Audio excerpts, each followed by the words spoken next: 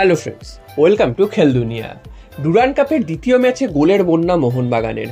Half dozen goal দিল Indian এয়ারফোর্সকে।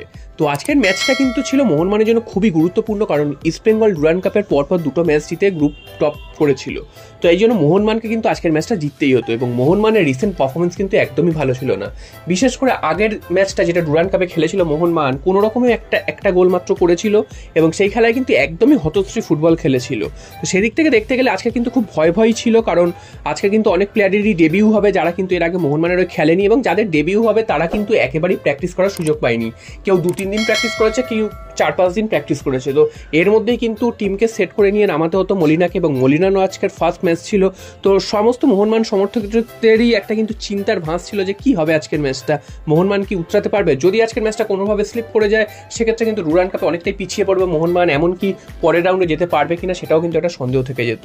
তো সেখান থেকে দাঁড়িয়ে আজকের ম্যাচটা কিন্তু মোহনবাগান যেভাবে শুরুটা করেছে সেটা কিন্তু এক কথায় অসাধারণ। ম্যাচের প্রথম মিনিট থেকেই মোহনবাগান কিন্তু নিজেদের কন্ট্রোলে ম্যাচটা প্রায় নিয়ে নিয়েছে। 4 মিনিটের মাথায় প্রথম গোল, এবং প্রথম গোলটি কিন্তু করেন জেসন কামিংস, যিনি কিন্তু আজকেরই এ মরশুমে প্রথমবারের জন্য মাঠে নামলেন, এবং মাঠে নেমেই তিনি কিন্তু বুঝিয়ে দিলেন যে এ মরশুমে তিনি কিন্তু আগের বারের মতন দাঁড়িয়ে দাঁড়িয়ে খেলা দেখতে আসেনি, তিনি কিন্তু এবার খেটে খেলতেই এসেছেন। এবং জেসন কামিংস যেভাবে আজকে সারা ম্যাচটা খেলেছেন সেটা তো এক কথায় খুবই ভালো, এবং প্রথম 4 মিনিটের মাথায় যে জেসন কামিংস যেভাবে বলটা প্লেস করলো সেটাও কিন্তু খুব দুর্দান্ত একটা প্লেসিং।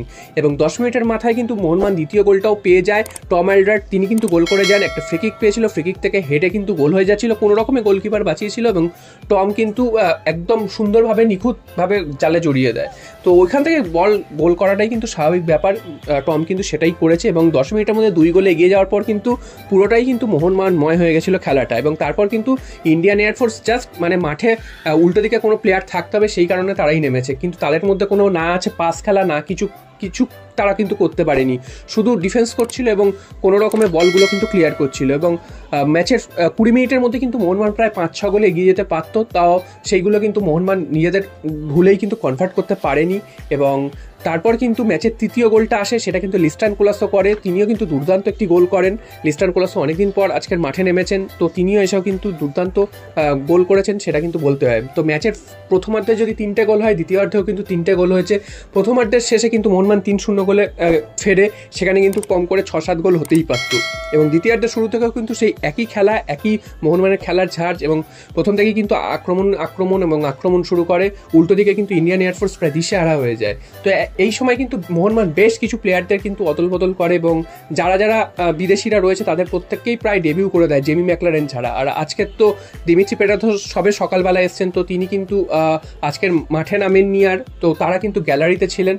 তো বাকি 4 জন যে বিদেশি নেমেছিল তারা কিন্তু প্রত্যেকেই খুব ভালো, এবং রড্রিগেজ তাকেও কিন্তু আমরা দেখেছি, অ্যালবার্টো রড্রিগেজ তাকেও কিন্তু মাঠে নামিয়ে দিতে দেখেছি। তো সব মিলে কিন্তু দুর্দান্ত একটা ফুটবল খেলেছে মোহনবাগান। এবং ম্যাচের 4 নম্বর গোলটাও কিন্তু খুব দুর্দান্তভাবে করে অনিরুদ্ধ থাপা, তিনিও কিন্তু সাবস্টিটিউট হিসাবে মাঠে নামেন, এবং তিনি যেভাবে ভলিটা মেরেছেন গোল পেনাল্টি বক্সের বাইরে থেকে, একটা জোরালো শট, যেই শটটা কিন্তু কিছু করার ছিল না, এবং দৃষ্টিনন্দন একটা গোল হয়। 4-0 হয়ে যাওয়ার পর কিন্তু মোহনবাগান আরও চেপে ধরে, আরও কিন্তু গোলের সুযোগ পায়। এই সময় তো প্রায় 6-7টা গোল ইজিলি হতে পারতো, যেগুলো কিন্তু কোনোটা বারে লেগেছে, কোনোটা কোনোভাবে মিস হয়ে গেছে, গোল অফ টার্গেট হয়েছে, বা কোনোভাবে গোলকিপার হয়তো বাঁচিয়ে দিয়েছে। এবং ম্যাচের 76 মিনিট নাগাদ কিন্তু জেসন কামিংস তিনি কিন্তু তার দ্বিতীয় গোলটি এবং ম্যাচের 5 নম্বর গোলটি করেন, এবং তিনি কিন্তু হ্যাটট্রিকও করতে পারতেন, তিনি যা সুযোগ পেয়েছেন। তো হ্যাটট্রিক করতে পারেননি, এবং জেসন কামিংস সারা ম্যাচে দুর্দান্ত খেলেছেন, সেটা তো তোমাদের প্রথমেই বললাম। এবং গতবার আমরা যেটা দেখেছিলাম যে জেসন কামিংস একদমই নড়াচড়া করতে পারেন না, তিনি কিন্তু দৌড়াচ্ছেন না বলের পেছনে, সেটা কিন্তু আজকের ম্যাচ থেকে একদমই বোঝা যায়নি। তিনি কিন্তু প্রত্যেকটা বলের জন্য দৌড়াচ্ছেন এবং গোল করার জায়গায় চলে যাচ্ছেন, নিচ থেকে খেলা তৈরি করছেন, তিনি বল পাস করছেন, খুবই ভালো খেলেছেন। এবং এই খেলাটা তাকে কিন্তু সারা মরশুমে ধরে রাখতে হবে। যদিও আজকের ইন্ডিয়ান এয়ারফোর্স কিন্তু খুব একটা শক্তিশালী দল ছিল না, এবং তাদের থেকে খুব একটা বেশি এক্সপেকটেশনও ছিল না, তো মোহনবাগানের জেতাটাই কাম্য ছিল, এবং সেটাই মোহনবাগান করেছে, এবং 6 গোল দিয়েছে, সেটা কিন্তু একটা ভালো ব্যাপার। আর শেষ গোলটা কিন্তু একদম ইনজুরি টাইমে আসে, ইনজুরি টাইমে কিন্তু শেষ গোলটা করে যান গ্রেগ স্টুয়ার্ট, তিনিও কিন্তু আজকে ডেবিউ করলেন মোহনবাগানের জার্সিকে, এবং তিনি যেইটুকু সময় মাঠে ছিলেন খুবই সুন্দর ফুটবল খেলেছেন, ছোটো ছোটো পাস খেলেছেন, পাস দিয়েছেন, এবং যে গোলটা করেছেন সেটাও কিন্তু খুব সুন্দর, একদম ডিফেন্ডার এবং গোলকিপারকে বোকা বানিয়ে কিন্তু হালকা করে বল গোলে ঠেলে দেন।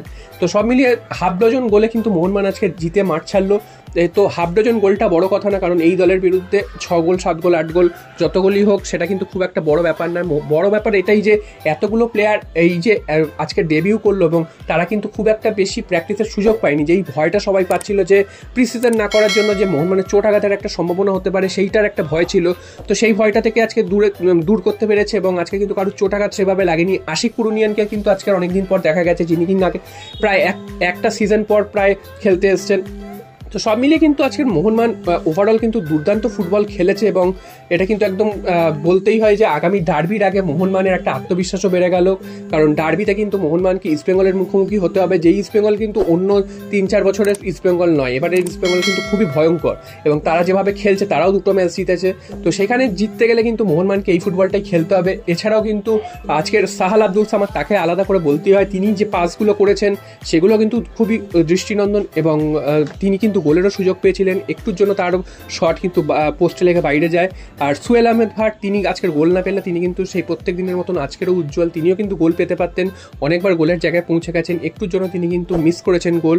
এবং দেখা যাক আগামী যে ডার্বি ম্যাচ রয়েছে সেই ডার্বি ম্যাচে মোহনবাগান দারুণ কিছু করতে পারে কিনা, নাকি ইস্টবেঙ্গল বাজি মেরে দিয়ে চলে যায়। তো তোমাদের কি মনে হয় মোহনবাগানের আজকের খেলা দেখে? তোমরা কিন্তু অবশ্যই কমেন্ট বক্সে জানিও যে মোহনবাগান কি পরের রাউন্ডে যেতে পারবে, নাকি মোহনবাগান ডার্বি ম্যাচে জিততে পারবে না ইস্টবেঙ্গলের বিরুদ্ধে। সেটা কিন্তু তোমরা কমেন্ট করে অবশ্যই